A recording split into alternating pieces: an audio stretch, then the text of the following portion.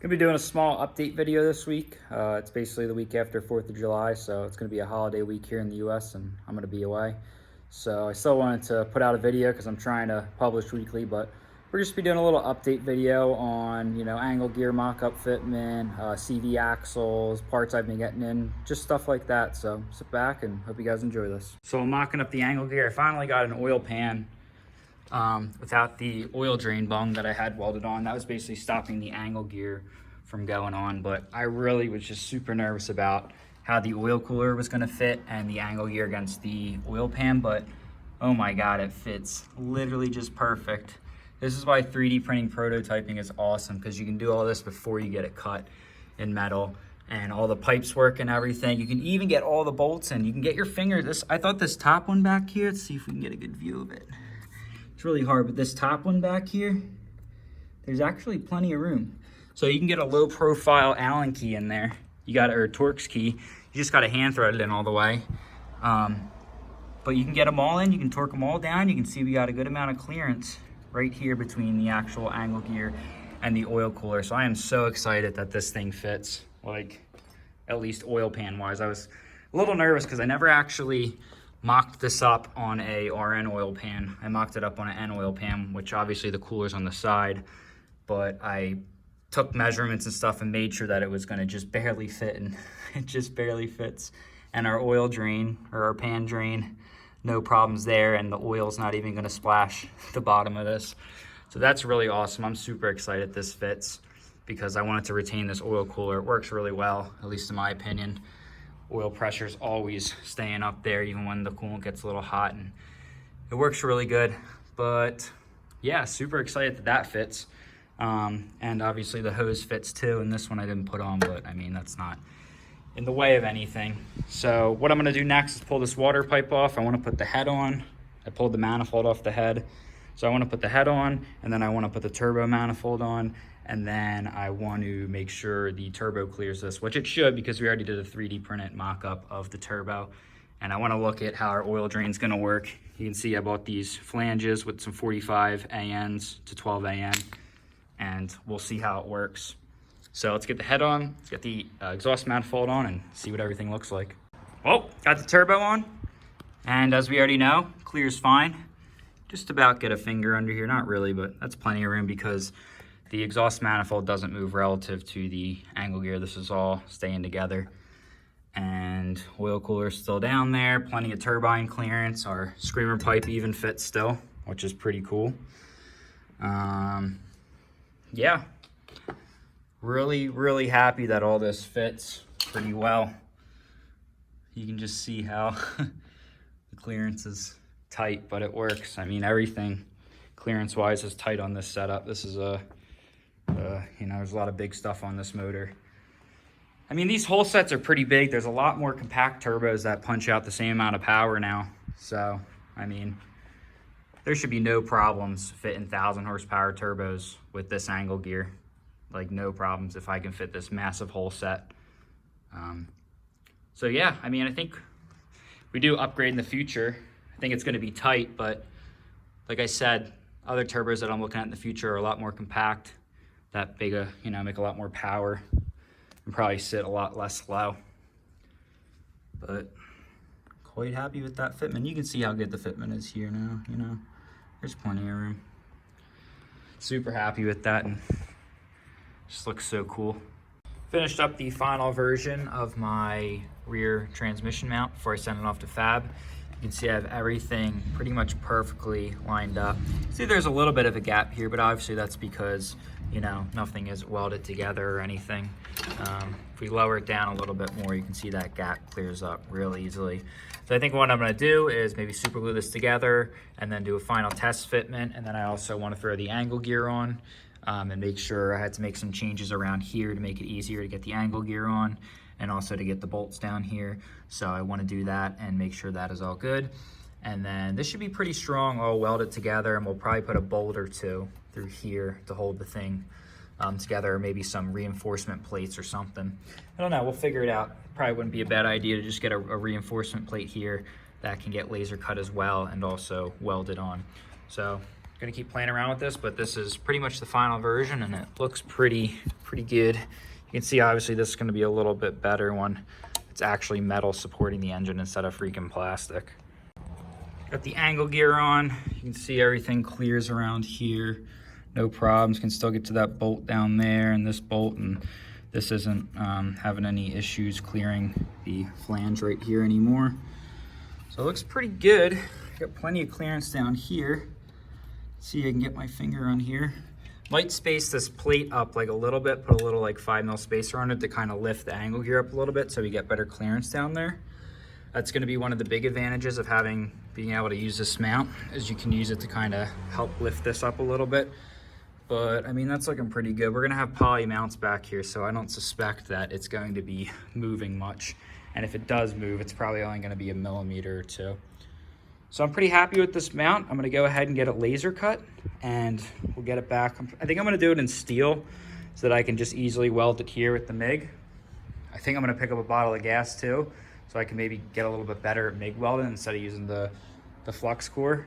But we'll see. I mean, it shouldn't be too expensive to get this laser cut. So we're going to get that in and hopefully get that in another week or two. So I'm working on rebuilding the 960 Mark I CVs. And I got these Beck Arnley boots, 103-2458, and they're made for the 90, or well, they're made for the Mark II axles, but I got them to fit, and I mean, they are not a direct drop-in, not at all, because what we have is, see that big lip right there? See that lip right there? That lip basically makes it impossible to get these on. Well, you can get them on, but this part doesn't get flat enough to get a clamp on, and when you do put the clamp on, it basically pushes the boot off the CV. So if we look at the stock one, you can see like they're literally exactly the same thing. They're exactly the same. Let me pull this out real quick. They are exactly the same diameters. Same diameter. Same diameter. Everything's exactly the same except that little lip. So if you basically Dremel that lip down so that it's flat, it slides over those CVs no problem. So you can use these boot kits for the Mark II axles on the Mark I axles. You just gotta shave that lip out and they all work out perfectly. And I ended up getting the clamps that these kits come with are like these real junky like strap clamps. So I ordered some universal Weikeder pinch clamps, and you can see they went on great. So yeah, I was pretty concerned there for a second because you can't buy these boots from Volvo. You can't buy the OEM 960 Mark I or Mark II boots. Like there's such little available for the 960 stuff anymore. But these do work. Again, 103-2458, no problem. Just gotta shave that lip down and use better clamps and use the grease included, and works no problem. You can see, works perfect. And these are on there tight, and you can see this is nice and flat now against the actual CV. So just thought I'd show that and help some other people out that may be having problems finding boots. Or if your axles are busted, your all-wheel drive axles, can't get the boots for the all-wheel drive axles either. Can't get anything really axle related. Just pick up some Mark I axles, use the 26 spline companion flange. Those are bolt in, and then get these boot kits and you'll have brand new axles for your all-wheel drive, and they'll be stronger. And you just gotta transfer over. There's an ABS ring too that you gotta transfer over, the ABS speed ring. Just heat that sucker up. Heat that sucker up and pop it off and slide it back on to those axles. Transferring over the speed ring is quite easy. Just heat it up with a propane torch and basically just knock it loose with a screwdriver and a hammer. I can't really tell. Oh, it was hot. Can't really tell if they use any kind of sealant. Seems to be just a press fit. I mean, that's what I would think. It's not like there's anything that's gonna make this slip off. But I ground this down with the Dremel, got all the rust off. So probably gonna heat the crap out of this ring and try and drop it on. Got the speed ring transferred over. I basically just Dremeled out the inside to get it all cleaned up and Dremeled off all the rust on the axle. And then if you heat that thing up with a map torch, it literally just drops right on. As soon as it cools down, it is, you know, stays on there. It's not rotating anywhere, you can see. It is nice and pressed right now. But I'm gonna throw it in the subframe and we'll show you how the speed sensor and everything all works. So you can see how now the speed ring lines up with the ABS sensor hole. I bought some new speed sensors because when you take these out, they get rusted in and they basically get destroyed. So I'm gonna have to clean that bore out and we'll get the new speed sensors in, but everything's all good. We can use these 960 axles and have our rear ABS still. So I finally ended up getting the inner CV kit from Volvo for the 960 Mark I axles, 270595. This is a genuine classic part, so it takes like 4 weeks to get them, and they must make them on demand or something. But cool thing is that it actually comes with a CV boot. I was not aware of that. So that's fine though, because we already replaced the outers. Honestly, the outers seem like quite a bit higher quality, but I think we'll run the Volvo ones because they're already clamped on. They're nice. It's Volvo stuff. It should last plenty long. And here's the actual CV itself. This is a really, this is not a cheap kit. This is like a $175 kit. But I mean, look at that. I see heat treatment. So this is a heat, like that's really heat treated. This should be really strong, these outer, or these inners. Pretty excited about that these are heat treated. I had no idea. It's hard to see on old stuff if it's actually heat treated or not, but on the new stuff, you can clearly see it's heat treated. I also wanted to see the fit of the actual cup, and the cup just fits perfect on this flange. You can see how the bolt holes line up. There's no play at all in it. Like, it is the perfect diameter. So that is awesome. I'm really glad that fits up well. So I think this is gonna work out really well, and these things are gonna look pretty badass when it's all put together. And I also got a whole bunch of stuff in here for the angle gear and whatnot, but I also got all new bolts for this. So they're thread locked, they're the right size and everything. They're the OEM bolts. You guys know I like my OEM parts, but really excited about this CV kit. Very high quality, and I think these are gonna hold up really well. We'll see how these outers hold up, but these inners, they're heat treated. I bet these things are strong. So I'm gonna get these all put together and finalize these axles so we can be done with them. So I got one of the CVs done. It's very straightforward. Basically put this cup on with the boot, slide it down, bang the CV onto the spline, put the circlip on, fill it obviously all with grease, and then put the caps on, slide this up, crimp it.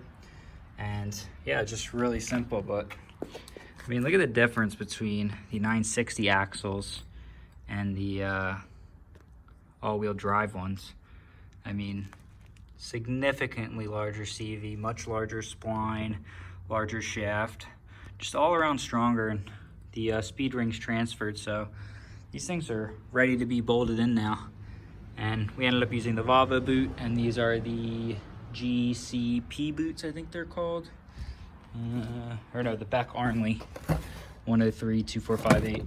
They can be made to work, just gotta shave down that little lip and no problems. But pretty happy with these axles so far. I guess we'll see how they hold up. Hopefully they can take the torque. If not, we'll have to figure something out. Got a ton more parts in, got all new bolts for the front trailing arm mounts. I also got all new bolts for the all-wheel drive subframe mounts. Obviously not gonna be using those, gonna be using some Volvo ones. Got all new seals in for the angle gear, got bolts for the CVs, all the stuff for the angle gears right here. I also put in a huge order for the whole engine refresh, so we're gonna be getting that done soon. But I'm gonna start just organizing some of this stuff and putting some of these in the car where they go, just so they're there and so I don't have as many parts lying around. I got so much stuff everywhere. I gotta clean up this garage soon because it's starting to get really messy and hurt my head. So we'll get all that done, get all this stuff where it should be. Here's one of the transmission modifications I'm making. This is something Joe told me about. And basically what you do is you get one to build one of these plates. I just whipped this up in CAD real quick and got it cut out of, I think it's 0.375 inch. It's like about 10 mil, 6061. And basically what you're gonna do is you're gonna weld it all the way around the perimeter and then also weld this hole right here. So what happens is there's a bearing race under here that actually usually breaks the casing, and this whole area will just completely crack and blow out and cause big issues. And you can see it is, it's this race right here. So basically you wanna make this plate so that it covers the back of that race so that it helps support it and make that area stronger. And that's just gonna get welded on there like that. It does warp the race a little bit, according to Joe. So what I'm gonna try doing is basically bolting the case on with these two gears in there to maybe try and stop it from warping and bolting the whole thing together.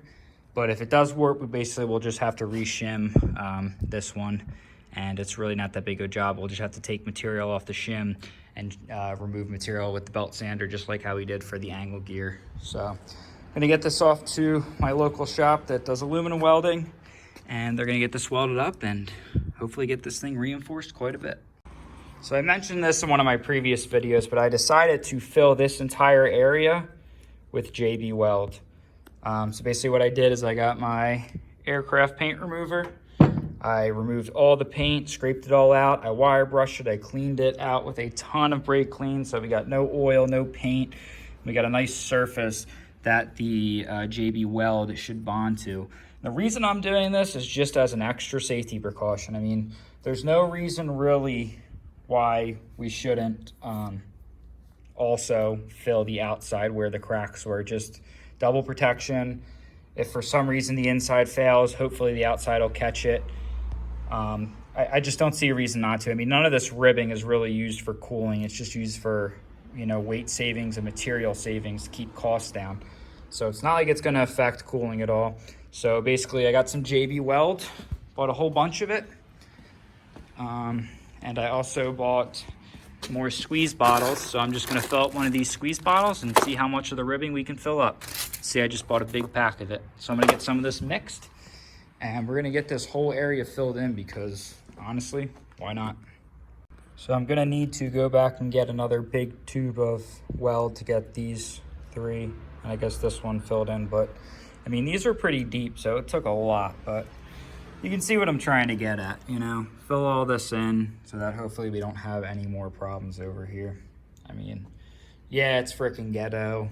Yeah, it's not pretty, but we're trying to save a $5,000 engine that's already kind of screwed because of one little small crack. I mean, everything else in this engine is perfect. The pistons, the rods, the crank, the bearings, everything is perfect.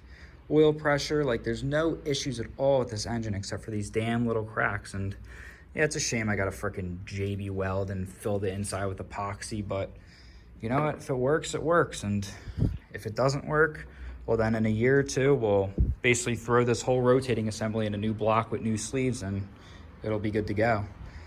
Because nothing is wrong with the rotating assembly. It's literally just a couple spots of cracked aluminum. So we're gonna let this set up and I'm probably gonna go to the store and buy maybe one or two more sets of JB Weld. Goes to the back of the engine where the crack or two was, and man, it is greasy, but it's a frickin' rock. Like, this thing is not leaking. Hopefully it doesn't leak. I considered like JB welding the rest of it in the front too, but I don't know, maybe that's a little overkill. This was 15 packs of JB Weld. Definitely don't like this, but I mean, we gotta do what we gotta do to try to save this engine. It's still in really good shape internally. It's just those little cracks, and it's a shame I have to do this and fill the inside, but I mean, it is what it is. So I'm probably gonna wrap up the video here, guys, and got in everything to put the engine back together. So we're gonna be doing that soon. We just gotta clean up the head. I gotta finish cleaning up the oil pan and then just throw everything back together, get it on that subframe so we can finish up mocking up the oil drain and the transmission mount, which I ordered. I got some oil drain hose in, just some inch outer diameter hose that I'm gonna try and make work and do a hard line that's gonna drain to here. So I think that's gonna work really well. and hopefully this thing's gonna come together really, really fast, because I have boxes of parts waiting over there to finish all this up. The rear diff's done. I have all the seals and bearings for the angle gear. It's already set up gear contact pattern wise. So I just gotta like throw it together, get some final bolts, put together the lubrication system, put the rest of this stuff in the rear. And also I got the new bearings for the hubs. I just gotta get some snap rings, and I'm waiting on some new bushings for here. And that's gonna go together real fast. So hopefully after, you know, in the next week or two, this thing's gonna come together, and we're gonna try and get this thing running by the end of July, early August. That's the goal. It's really close. I just waiting on a couple more parts and I can bust this thing out. So stay tuned, guys. I know it's been a lot of building and a lot of, you know, development and R&D and that kind of stuff, but hopefully we're gonna be having some cool driving stuff soon, and be doing a lot of drive testing and a lot of testing of the angle gear and testing of the rear, and just all kinds of fun tuning and everything. And if we fix this leak, we're gonna crank this thing up, because we made 700 wheel on only 32 PSI, and this turbo definitely has way more in it. This 11-to-1 high compression, that's a free 150 horsepower at high boost, 150, 200. So there's no reason why we shouldn't be able to crack 1,000. We got the fuel system, we got the injector. I was only running like 65% duty cycle at 700 wheel. We got plenty of room. So we're gonna put it together, pray it doesn't leak. I already know this bottom end rotating assembly is solid, and then we're gonna run it. And I also got new poly mounts that are coming in soon. So we're gonna switch to poly mounts and switch to a poly transmission torque mount too. And we already got a poly side mount, and probably gonna weld on the all-wheel drive mount to here or something. But yeah, I'm really excited. This next month is gonna be a lot of cool stuff, and hopefully everything's gonna start coming together.